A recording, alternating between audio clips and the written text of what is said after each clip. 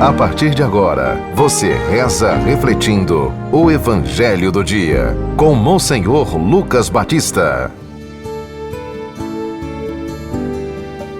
O Senhor esteja convosco. Proclamação do Evangelho de Nosso Senhor Jesus Cristo, segundo São Lucas. Continuação do capítulo 17, do versículo 7º ao 10º. Naquele tempo disse Jesus: se algum de vós tem um empregado que trabalha a terra ou cuida dos animais, por acaso vai dizer-lhe, quando ele volta do campo, vem depressa para a mesa? Pelo contrário, não vai dizer ao empregado: prepara-me o jantar, cinge-te e serve-me, enquanto eu como e bebo. Depois disso, poderás comer e beber? Será que vai agradecer ao empregado, porque fez o que ele havia mandado? Assim também vós, quando tiverdes feito tudo o que vos mandaram, dizei: somos servos inúteis, fizemos o que devíamos fazer. Palavra da salvação. Meus irmãos, ouvintes da 91.9 do nosso YouTube e do nosso Instagram, Jesus continua exortando os seus discípulos e também a multidão que vai seguindo, até Jerusalém.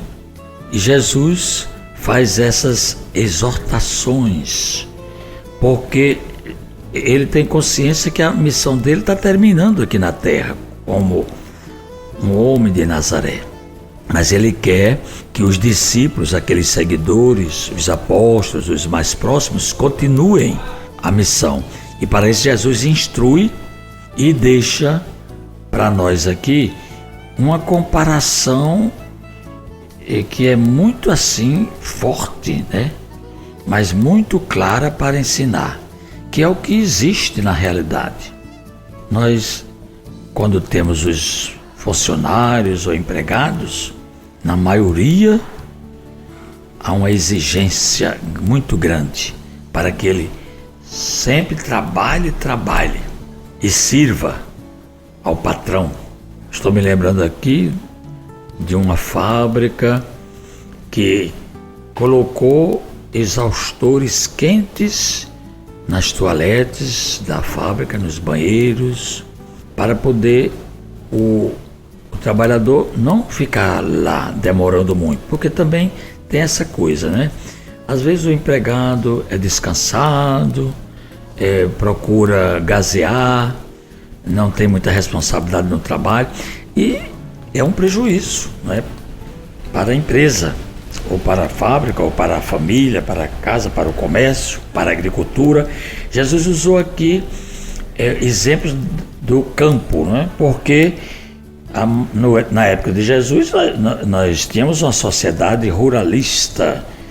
90% das pessoas viviam no trabalho de cuidar dos animais, de arar a terra, de trabalhar nas pesquisas das pedras, dos minerais, da pesca. Era assim que era a vida na época de Jesus. Hoje nós temos uma vida urbana, com os seus negócios, com suas aplicações, com os escritórios, o home face, é home face que se chama, que faz em casa. Então é assim que é hoje a vida. Então nós temos hoje na cidade 80% da população e 20% está no campo para nos sustentar, plantando, e ainda há programas que querem destruir os negócios das pessoas que estão plantando o agronegócio, como a gente diz, Então a gente tem que ver isso, tem que ter um acordo, um diálogo, porque não podemos destruir a natureza, e ela está acontecendo, A Amazonas agora mesmo é só fumaça, ninguém sabe como é aquilo. Tenho familiares lá em Manaus.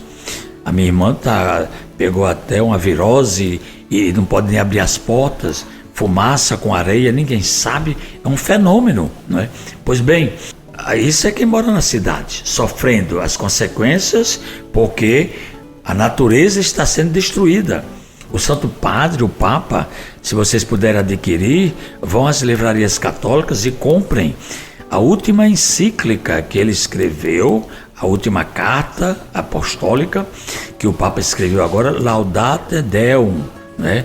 Sobre justamente louvor a Deus, adorar a Deus.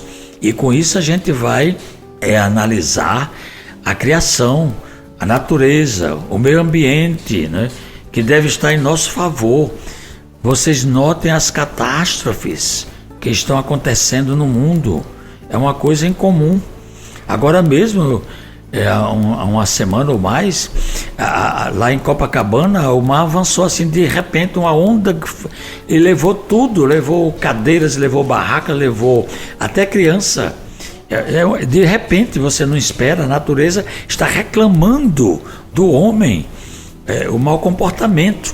Então Jesus aqui, ele se utiliza desses serviços, né, desses empregos que havia no tempo dele, e ele contou assim, que quando o patrão se senta e o empregado chega do trabalho, o patrão não vai dizer assim: ei, você vem aqui para a mesa, chega, toma aqui um cafezinho. Não, prepare meu jantar e me sirva.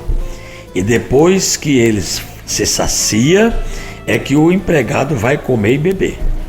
Aí ainda disse mais: vai agradecer o empregado porque fez aquilo? Não, é obrigação. Então vai querer que ele faça sempre o serviço. Assim também Jesus aproveita para fazer essa comparação conosco, que somos servidores, discípulos, né? Aliás, a palavra grega que fala do serviço é diakoneo. Essa palavra, traduzindo, deu para nós o diácono, que é um ministério. A palavra ministério na igreja é serviço, é um emprego gratuito. O diácono, ele serve, né?